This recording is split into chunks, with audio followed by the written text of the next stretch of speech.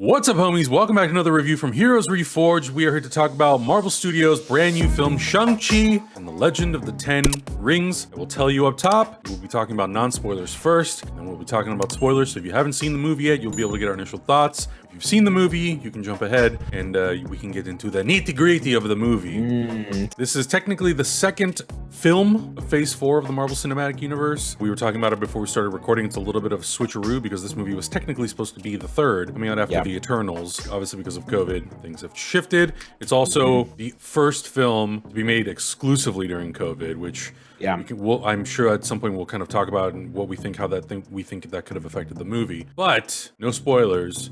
I want to get your guys' first impressions of the film. Hector, you got to see it before us. Yeah. What'd you think? Just by a day.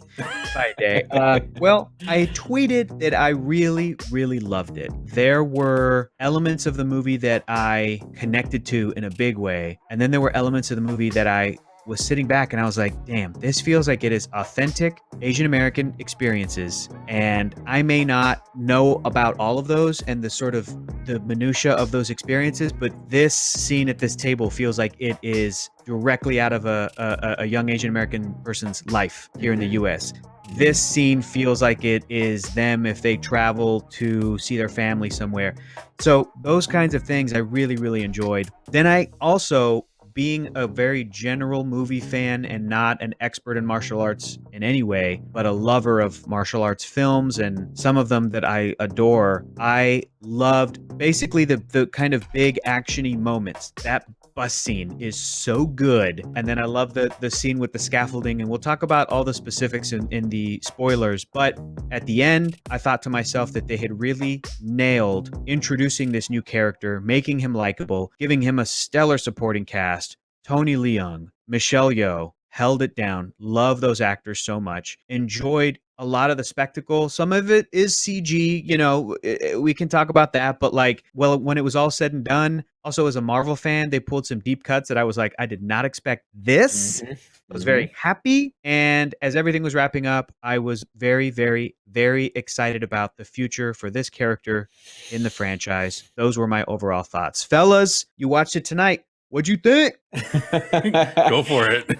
We echoed, actually, Adam and I were talking in the car as we were leaving, and we echoed actually a lot of what you were saying. It felt very authentic, and granted, I am not Chinese American. I do not have any Asian descent in me whatsoever, so I can't say that it is 100% authentic, but it felt honest to me. It felt like Simu was really being himself, which is what I really, really liked. It felt like Awkwafina was really, really being herself, which is what I really, really liked as well. I'm just so happy that this Kung Fu was not whack. This Wushu was not whack. After Iron Fist, I was like, God, please don't do this to me again. But this, once again, the bus scene, Simu proved that he is a legit action star. Super duper legit action star. And we'll get into the details as we go. At first, the humor was, I don't know if it was off-putting to me. I feel like it was maybe just a little bit too on the playful side rather than like bringing it in a little bit seriously. But by the time I got to the end, I loved the banter between the two characters, and they kept that playfulness throughout the thing, which at the beginning of the movie felt out of place. But by the time everything happens towards the end, you're like, oh, I dig it. This makes sense. Okay, very cool. Yeah. Super ensemble of stars that like carried the movie completely. I only have one gripe about it, and the CG got a little bit too muddy from time to time, but we'll talk about that in the spoiler stuff. But overall, super awesome addition to the MCU. Leaves you saying, well, where are we going? What's going on? The post-credit scenes, everything, you're just like, but we need more. Like, there's still more stuff that needs to happen. But overall, really, really good stuff. I don't want to give it a placement in the MCU yet because I feel like I need like a week just to think about like everything and how this was, and then everything affecting it too, like COVID and everything that happened. Like there's a lot to think about when you try to place this movie if you're ranking them in the MCU. But overall, it's a great movie, man. I came out super happy and smiling, so that's all I can ask for. Before I give you my thoughts on the movie, I just want to shout out Destin Daniel Cretton, who went to San Diego State University. So he's a Nice. fellow California burrito boy.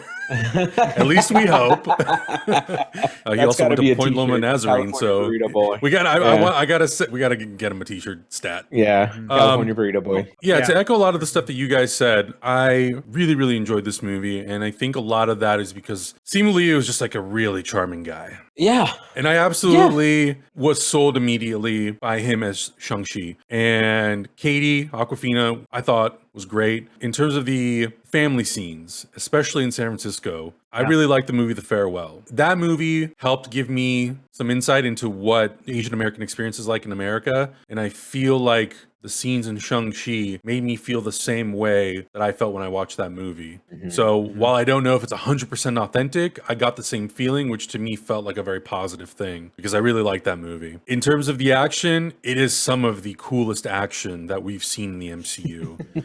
For me, some of the best fight scenes that we've had in the Marvel Cinematic Universe include movies like Captain America: The Winter Soldier. And this does that in a different way because now we're dealing with martial arts. Now we're dealing with the influence of Asian cinema, and you can feel the Crouching Tiger, Hidden Dragon, the Jackie Chan stuff, you know, like the battle on the bamboo, on the scaffolding, bamboo scaffolding on the outside of the building. And that to me almost made it feel like I wasn't watching a film in the MCU sometimes. Yeah. Like I kind of forgot. I think they did a really good job reminding you that you're in the Marvel Cinematic Universe by making hints that there was a blip, that stuff like that happened, while also building it out its own really rich universe. So I really enjoyed that element of it. I do have to agree, and I'm sure that this is a result of COVID, that some of the visual effects, sometimes it felt a little too CG heavy, and that's outside of the obvious CG stuff that happens later on in the film. But it's some of the smaller things, some of the action beats, some of the set stuff that doesn't always 100% work for me. But because the movie is so enjoyable and so good, and you're sold by performances and the relationships between the characters, you kind of just let that wash over you, and you can still enjoy the movie. I also loved the music in the movie. I thought the music was really, really strong. Whether it was the score itself or the music, you know, whether it was like hip hop or whatever it was in there, it really worked and it fit the tone. So I really enjoyed all of that. So overall, I thought it was a really, really well done film. I enjoyed it quite a bit. I've already had questions from people on the internet asking me, where would I rank it? Is it in my top 10? How many stars would I give it? Just like Augustine, I need to sit with the movie. I want to think about the movie more. I want to think about my feelings towards the movie, but I really enjoyed it and I thought it was really well done. And hats off to Destin Daniel Cretton for pulling something like that off, because it's not easy introducing a character like this with this sort of background and the immediate influence that you already expect the movie to have. Across the board, we all enjoyed it. Would we recommend it? What do you think? Great addition to the MCU. Great way to sort of like follow up with Black Widow and like bring in I feel like they found a really good formula with origin story movies. I feel like they're really hitting a stride where they know what they need to present so that we're satisfied with the movie and that it fits in with why this character deserves to be in the MCU. Yeah. That being said, why does Shang-Chi deserve to be in the MCU, guys? Let's talk spoilers. We're going into the baby. spoilers.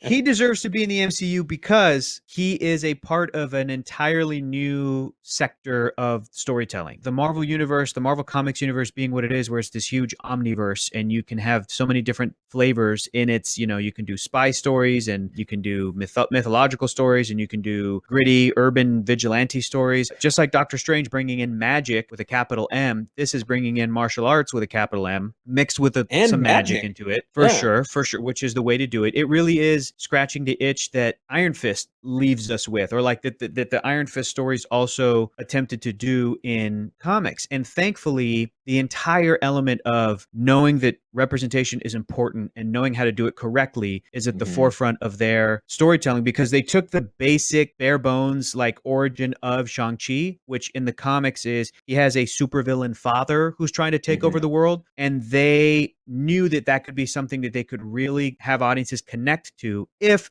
the father character was done well, if the son character was done well, and if it's also tied into the Asian experience and the Asian American experience and the immigrant experience and all of those things. I mean, there's scenes in the movie where Tony Leung's character's like American girl and doesn't even call her Katie. Yeah. And he's Right. like, what's your Chinese name? Yeah. And I was like, this is tense because it feels like this is what a Chinese parent Yeah. feels like sometimes. So Right. the fact that they tapped into that, I think made it so that the outlandish idea of like, my father's a supervillain, but I'm not going to do what my...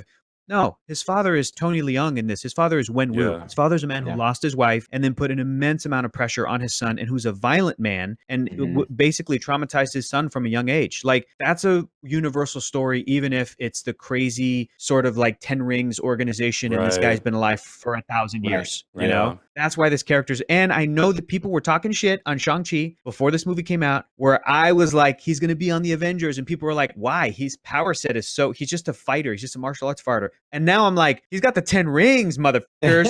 He's very powerful. He can do shit with those rings. Yep. You didn't even think about. He tore up a dragon from the inside out. I really like the way they displayed the power of Thanos the 10 rings would have got in a creative way. Stomped by Shang-Chi. Oh, are you kidding me? Thanos They would have got went his ass. They would have went right up his out booty with the hole ring. and tore him up.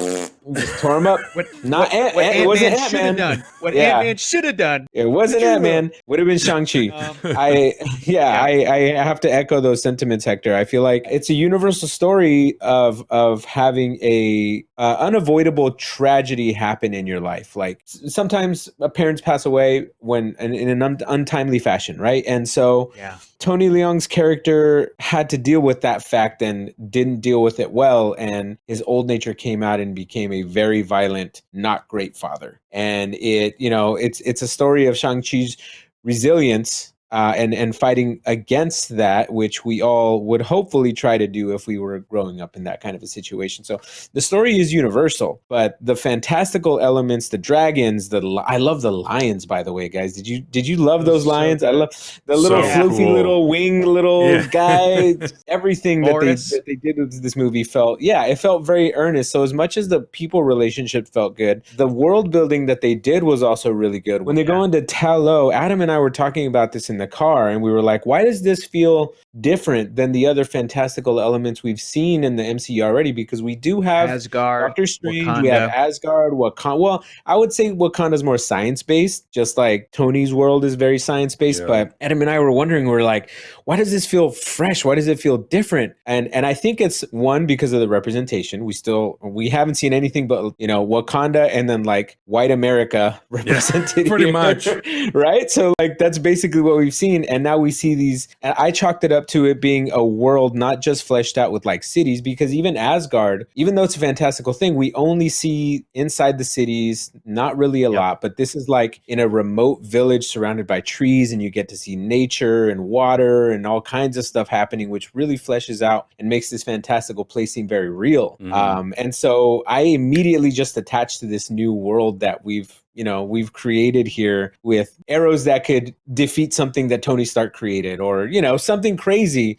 And I think they did a really, really good job of building this world out and making it feel like it felt new, like a great new addition to the MCU, like very distinct in its own way. And I thought with the way they did it was really awesome. Yeah, the movie pretty much had me hooked. The prologue for the movie itself, wherein you have Shang-Chi's mother explaining the history of Wen Wu and where he came from, and like the fact that they immediately established that this is a character who's lived far longer than any other character. It's cool to see that despite us always believing that Iron Man was the first Avenger or the first hero, they go back and they tell the story of Captain America. They go back and tell the origins of Carol Danvers. Now we're going back even farther with things like Eternals and Shang-Chi, where we explain that Wen Wu is a character that's lived for hundreds of years, 1,000 years, I think they say in the movie. And that to me is really cool. And I think the prologue does it in such a beautiful way, where it is taking cues from Crouching Tiger, Hidden Dragon, and it's presenting in this beautiful, fantastical way, and it kind of immediately sets the tone for what the movie's going to be, which is there's going to be magic, there's going to be mysticism, there's going to be a very dynamic, unique visual style to this movie. It really delivers on that promise that it makes in those first 5 minutes of the movie, which I think is cool. It does. And it establishes how important the family dynamic, the family element is, while also telling us how bad of a person Wen Wu kind of is. Even though he thinks he's doing things for the right reasons, he's not. And sometimes that makes the most intriguing and interesting villains. Despite his whole objective of the movie of releasing their mother, it adds like a really interesting sort of conflict to that villain. You in some ways feel sorry for him because he's been so consumed by the power of the Ten Rings. And at the same time, you think to yourself, if I was in that situation and I had the opportunity to resurrect somebody that I love who I feel like I lost too soon, would I go through with it? And of course, you know, obviously Shang-Chi is there to sort of like balance that out. As fantastical as it got, it always was about the bond and the morality and like whether or not all those things are justified. I really want to talk about the scenes. First of all, the bus scene,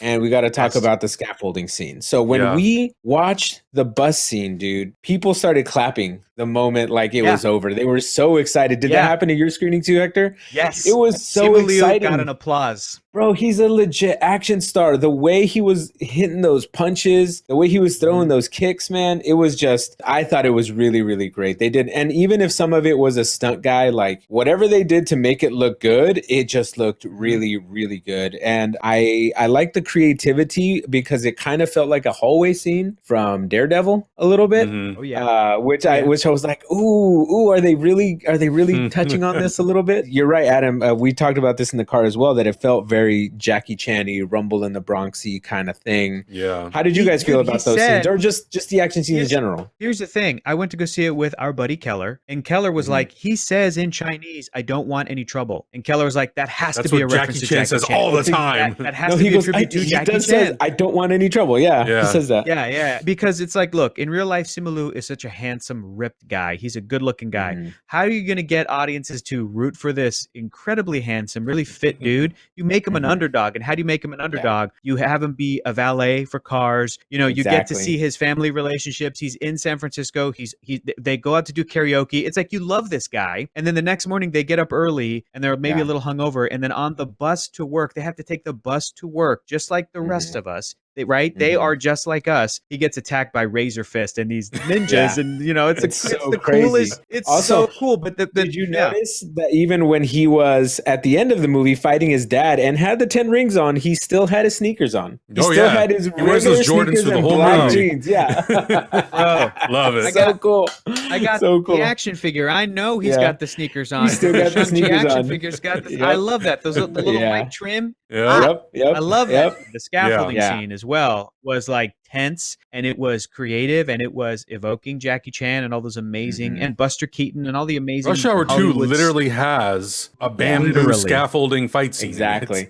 and Chris Tucker also like flies off of the bamboo just like Awkwafina does. So I thought those two action sequences were really well done. And you know, I know that it's tricky because those are two action sequences that, unlike stuff like Rush Hour 2, Rumble in the Bronx, all that sort of stuff, it is not all done practically. There's a lot of CG that's like interwoven into it to make it all work and make it all flow. At the end of the day, it is a superhero movie, so there of course is some like heightened reality to the whole thing. I think because of the camera work and the camera angles that they chose and how they chose to whip the camera around, sometimes it breaks that reality for me a little bit when it's a little too exaggerated, like The Matrix.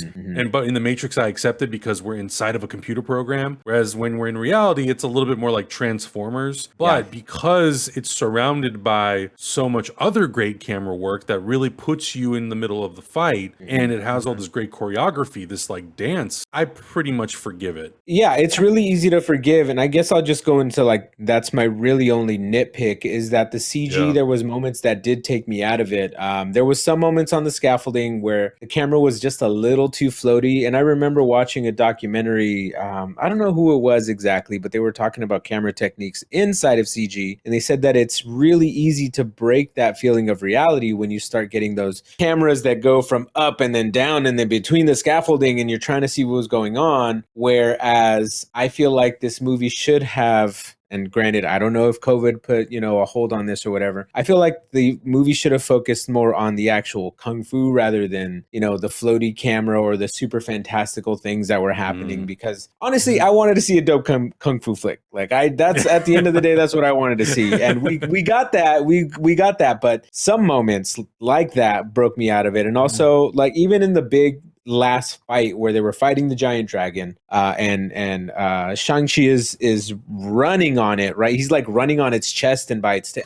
I'm just like, I don't know what's going on here. I don't know what part of the dragon he's on. Like, I don't know exactly what's happening here. Yeah, And suddenly he's flying in the air. You guys mentioned earlier that like there's some stuff that of course going to be computer generated imagery, the dragon, the dweller in darkness, you know, the creatures or whatever. But like the little piece of cliff face in front of the scale door where Wenwu is trying to break it out, I'm like, that also felt like a green screen set, and it could have felt a little more on location / real or whatever. But again, now that you guys are talking about the actual production of it, I was like, that was probably all done in a one isolated stage, COVID safe, because it's just Simu Liu, it's just Tony Leung, these two actors in the fighting or whatever, and of course, the whole thing's going to be blue screen, green screen, and you can't actually put them out on a cliff. But when you watch a movie like Mission Impossible Fallout, they put Tom Cruise up on a damn cliff. Like it feels like you're there. The man, and so for real skydived.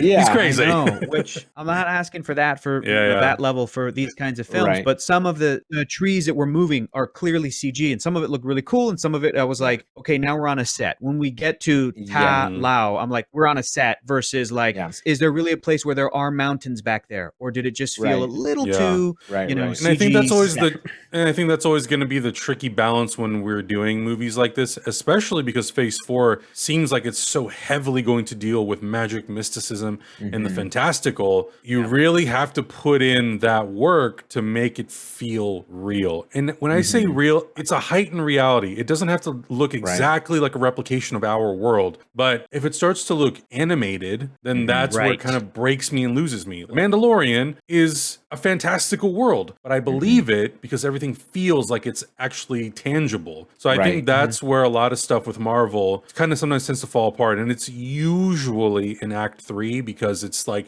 the biggest set piece of the whole movie.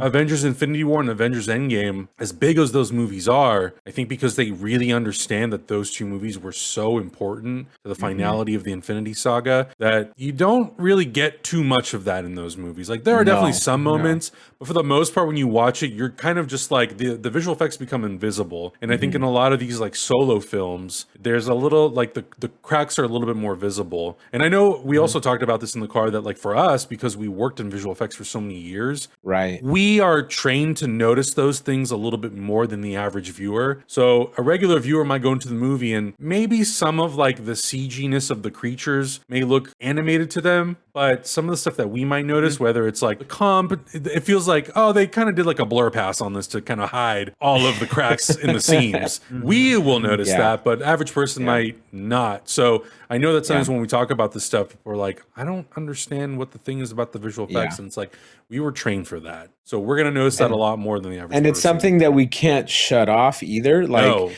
just like whenever we watch 3D movies, sometimes it sucks you out of it when the errors are blatant, and we trained for years to look for errors in film, and our jobs depended on finding these errors in film, right? So like it was built as a survival mechanism for us. But I totally understand, Adam, like there was some scenes in which the lighting didn't match and there was these gray halos around people and stuff like that. So right. But that's getting too in the weeds, and so like I want to see this movie in 3D so bad. Yeah, exactly. We need to see it in 3D. Like I feel like this nitpicky part of the conversation shouldn't take away from the greatness that was presented here at all. When Wenwu used like the eyes of the dragon and then that water map came out, was I was like, damn, this is so dope, and I wish I could see it in 3D. When those rings were flying, it looked so cool. Keller turned to me and he was like, this is what the Sonic the Hedgehog movie should have been. I was like, yeah, brother, you're right. I want to shout out also some of the other cast members that we haven't talked about yet. We talked about Tony Leung. We talked about Simu Liu, Awkwafina. We talked about Michelle Yeoh. I love her presence in this, and she is a badass, and I admire her so much. I adore her. I think she's so great, and she's able to deliver lines that like only Michelle Yeoh can deliver. This great exposition of the Chinese mythology. Michelle Yeoh's got it. I love seeing Wong in this in the middle of the film, and especially at the end of the film. Benedict Wong is so good, and I'm so happy. I want to go do karaoke with all three of them. Dude, they easily could have had a Doctor Strange cameo. Yeah. Right? Because Yeah. he's in the world. But I think it was really cool and special that they were able to include in a big celebration of Asian excellence, bring in Benedict Wong. Yeah, You know, I agree. think I that's agree. great. Two actors that I'm not super familiar with, but I think did a great job. Fala Chen played Jiang Li, Wenwu's wife, and Yes. Shang-Chi's Okay. mother. She was so Wonderful. good. So really, good. really good. And Menger Zhang played Zhai Ling, his sister. This Yes. character is fascinating to me. I didn't And even the know that he was dude, gonna have a sister in the Dude. movie. the post-credit scene, and I'm going, is she going to be the bad guy in Shang-Chi too? Like, it's No, she so is. interesting how she Yeah. has stepped up to that role. So love Yeah. that, as well as the guy who played Razor Fist, Florian Montano, Montano. I think did a He was in Creed Montano too. did a. Oh, is he Ivan Drago's son? Yep. They just be grabbing Got the everybody from muscles Creed, for it. right? Everybody from Yeah, Creed. everybody from Everybody. Creed. They got Michael B. Jordan, Tessa Thompson, Sylvester Stallone, Ryan now Coogler. Florian. Such a slept-on franchise, man. It True, is. Justice It for is. Creed. Justice for Creed. I also really like seeing Abomination. Ben Kingsley almost stole the movie. He was really funny in parts. Oh my God! I can't believe we almost really forgot about funny. him. I'm really bummed that because I was paying attention to the red carpet of Shang-Chi, and Yeah, so you saw that. Yeah. all of a sudden, Me too. Brandon Davis That was a posted spoiler. Ben Kingsley, and I'm like, what? So I was like, okay, well, Ben Kingsley's in the movie, which is kind of a bummer because when they go into the dungeon and they open the door, I'm like, oh, this is going to be Trevor Slattery. Of course. I definitely wish that when they walked in, I'm like, what is this? Yeah. And Yeah, to have me that too. revelation would have been really cool. Yeah. He, God damn, Ben Kingsley's so good. I so think funny. he got the And- biggest laughs, honestly. Like, Yeah. he got the biggest Yes. laughs out of everybody in the movie. Just pretending, he just also- pretending. Yeah. Come on, Morris. And then Morris turns upside down. He also, I think, represented even Marvel being like, yeah, maybe we shouldn't have even tried to do Mandarin in Yeah. Iron Man 3. Because of the way he Yeah. says, like, it was like a very insensitive portrayal and Yeah. depiction. And Yeah. Of your you know, father. and that Wenwu and the Ten Rings like let him live, and you're like, Yeah. dang, Yeah. this And I guy's love that on when the Wu journey. himself addresses it in the beginning. He's like, Yeah. "Oh, they thought Yes. they made fun. I was an orange. How insulting!" Yeah. I'm like, They were- I love it this. worked. Yeah. The Americans fell for it, and it worked. Wonderful scene. One of the names he's mentioned is also one of the Mandarin's aliases in the comics. He says Master Khan when he's listing the different names. I was Yeah. like, that's dope. Ronnie Chiang, who plays John, who plays like the announcer, he was hilarious. Yeah, Oh, he's yeah, yeah, yeah. super funny. And Aquafina's like, my Chinese isn't great. He goes, oh, there's no problem. I speak ABCs. And then they Yeah, kept going. I was like, this this guy's so funny, Really so great. good. And then lastly, this actor Andy Lee played Death Dealer, who was just that masked bad guy. I thought was the Ooh. Yeah. I was coolest waiting for a looking- big revelation. Dude, that But guy got his just soul as- stolen immediately. Yeah, I was like, "What? That's it? What?" Yeah, he did. Yeah, he did. He got his soul Poor sucked. guy. But it was. I'm in love with his action figure right now. The Death Yeah. Dealer, Yeah. I think, looks. Where is it? Over here. It looks so Way so cool. cool, and was pretty cool throughout the movie. So I just really like Yeah. that there's kind of this faceless bad guy that Shang-Chi has to Yeah. has to fight. So and I really dug the cameos at the end. Brie Larson, you know, she's worked on with the director in Short Term 12. That's right. It's like what's going on with Carol? Yeah, why she and got to then leave so also- quickly? Why she got to leave Huh? so soon? What call you What's getting, going girl? on? I've been waiting to talk about this with Augustine because he's a big Hulk fan. Hulk is now Banner again, but still with a broken arm. Bro, what's going on with Hulk? Telling I'm you, so man, I'm intrigued. telling I'm you. so intrigued. Gamma radiation healing experiments are happening on him. Most likely he has his cousin with him. There's stuff happening. I'm still holding on to hope that Hulk will eventually go crazy and Think get so. the earth crushing that he deserves. He just needs to like be the big bad for a 3-movie arc. Just give me that. Oh, Give me that can you 3-movie arc. imagine Shang-Chi trying to subdue or calm down the Hulk? Like fighting him would be so Right. dope. It was Yeah. also just so great to see Abomination in the movie and having him Right. look exactly like he does in the comics. Yeah. Made me Yeah. feel like, oh, Marvel Studios does care about Hulk stuff. They Yeah. do know what we want to see as comic book fans. I Right. think they're because that Abomination is going to be in the She-Hulk show, Yep. and I think they're going to deliver with that stuff. Because Abomination like walked away with Wong. I'm like, wait a minute, is Abomination like Like a good You guy? babysitting or heck? what's happening here? What's and they going on? they Like, treated it like a wrestling contract. Like they Yeah. go backstage and then everybody's homies. Well, because so. there was like a cell behind them or something, wasn't there? yeah, I think so. I don't think so. So know. like just a lot of questions about I know that like Yeah. the Dark Avengers or maybe the Thunderbolts had been teased at and hinted at and people are recruiting. Val's recruiting and we've got maybe Black Widow's sister Yelena. We've got Mhm. probably US Agent. Question mark. Who else do we have? Do we have their version of Hulk Abomination? Do we have their Right. version of Doctor Strange Wong? I don't know what's Mhm. going on. I just can't wait to see Abomination again. But it just made me feel good as a Hulk fan that like okay, we're We're going not somewhere. ignoring We're this. going We're not somewhere. ignoring this. Yeah. Like he didn't show up and his arm was perfectly healed at this point. You know, like Mm-hmm.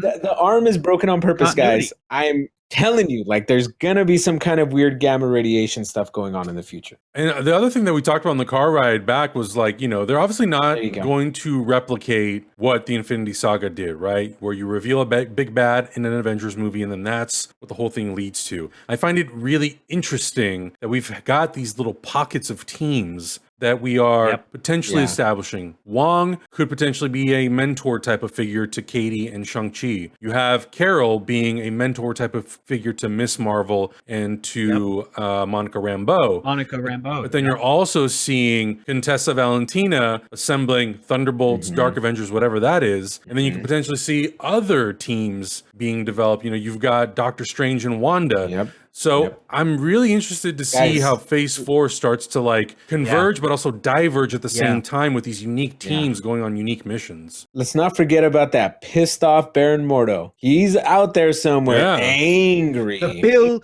comes due. Exactly. The bill has not come due yet, guys. There's still stuff. I think Another it's going to person that pay could be off. on the Thunderbolts. Right. Exactly. Yeah, That could be that could be the Doctor Strange and analog for the Absolutely. Thunderbolt. Yeah. Damn. There's still a lot of stuff going on, and like just trying to tie all the strings together. This is what I love about the post credit scene is that it gave us something that we didn't expect. Because I expected the post credit scene to be like Doctor Strange, and he's like, oh well, I've identified the rings, and this is what happens, and this is how they tie in. And I didn't expect the 10 rings to be a whole thing. I expected it to be like a Kang thing, or maybe it talks about Wanda a little bit or something. Yeah, this post-credit scene, I feel like it gave us something that we don't know about yet, and it's gonna pay off 4 or 5 movies down the road. Bold prediction. I'm making it right now. Bold prediction. Get ready to clip this right here. Fucking internet. Clip this right here.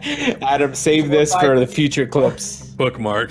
4 or 5 years from now, in a homage to the original 360 shot around the Avengers forming for the first time, we're going to get a reverse of it with the Thunderbolts dropping in with the different characters, the different analogs. We're going to get Baron Mordo, Yelena Belova, US Agent, Abomination, Crimson Dynamo, or somebody, all these, you know, Baron Zemo, all these Masters of Evil or Thunderbolts characters. And instead of whipping around on the right, it's going to whip around on the left. To the left. It's going to do that. Yep, I'm yep. just as a little homage to the think good you're right. guys forming. I think It's you're going to be the right. bad guys all in Yep. one movie, and people are going to be Yep. losing their minds Blown because it's away. like, ooh, I want to Losing see their all shit. these characters, you Yeah. know, but they're bad guy characters, but they're all in one Yeah. movie.